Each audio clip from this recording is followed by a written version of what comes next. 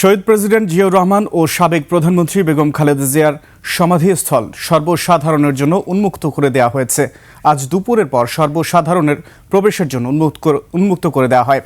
সাধারণ মানুষ সহ দলীয় নেতাকর্মীরা শ্রদ্ধা জানাতে সকাল থেকে ওই এলাকায় ভিড় করেন।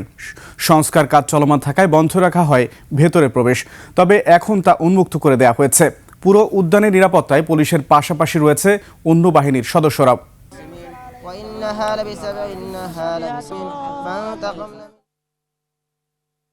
আল্লাহ তাআলা বেগম খালেদা জিয়ার জান্নাতুল ফেরদাউস নসিব করুক, আমরা দোয়া করি। দূরে কাছে সব জায়গার থেকে দোয়া করা যায়, কিন্তু তামান্না হচ্ছে সেখানে যাওয়া। দেশমাতা আমাদের ছেড়ে চলে গেছেন, আমাদের বগুড়া ৭ আসন থেকে সে নির্বাচন করত। আমরা সব প্রস্তুতি নিয়েছি। আজকে যে গোটা জাতি একতাবদ্ধ হলো, তার মূল কারণ হচ্ছে যে তিনি একদিকে যেমন আপোষহীন ভূমিকা নিয়েছেন, দেশের প্রশ্নে আন্দোলন করেছেন, সংগ্রাম করেছেন। দেশ গড়ার প্রশ্নে ঠিক তখনই তিনি সকল প্রতিহিংসার ঊর্ধ্বে উঠে ৫ই আগস্ট পরবর্তীতে ২-৩ লাইনের বাক্য দেখবেন, সেখানে কোনো কারো বিরুদ্ধে কোনো অভিযোগ ছিল না, কারো বিরুদ্ধে কোনো প্রতিহিংসা ছিল না, জিজ্ঞাসা ছিল না। দেশ গড়ার ব্যাপারে তিনি বলে গেছেন সবাইকে মিলে ঐক্যবদ্ধভাবে দেশ করতে হবে। দর্শক, রাজধানীর জিয়া উদ্যান এলাকায় আছেন সহকর্মী সোহেল শামীম। সরাসরি যুক্ত হচ্ছি তার সঙ্গে। সোহেল, জিয়া উদ্যান এলাকায় আপনি আছেন, এই মুহূর্তে মানুষের উপস্থিতি কেমন দেখছেন এবং তাদের প্রতিক্রিয়া কি?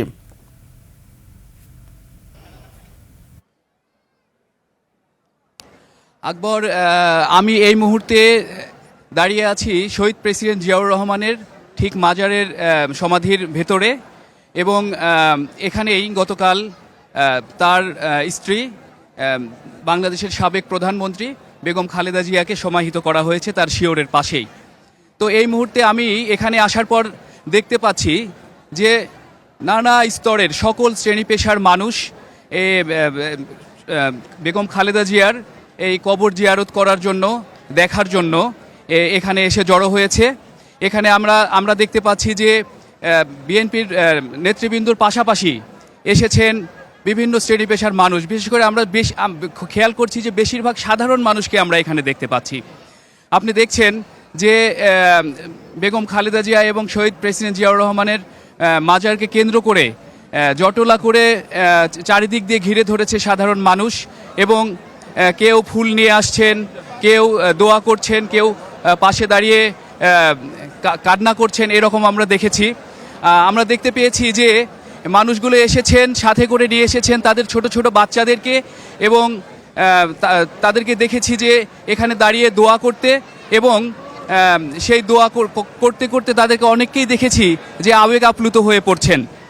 শহীদ প্রেসিডেন্ট জিয়াউর রহমানের এই মাজারে গতকাল আপনি জানেন যে বেগম খালেদা জিয়াকে ৫টার দিকে এখানে সমাহিত করা হয় তার শিয়রের পাশে, এবং সেই যে জানাজা হয় গতকালকে, সেই জানাজায় কোটি মানুষের সমাগম ঘটে।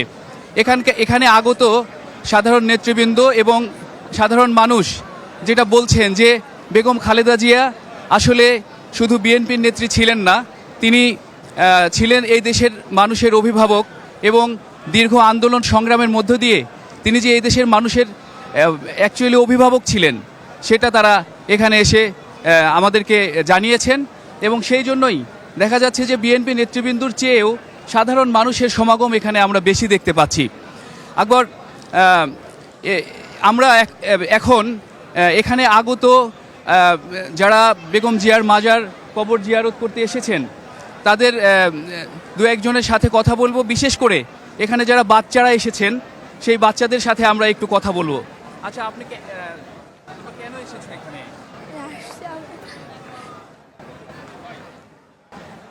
আচ্ছা, আমরা এখানে দেখতে পাচ্ছি যে বিএনপির বিভিন্ন নেতৃবৃন্দকেও আমরা এখানে আসতে দেখছি।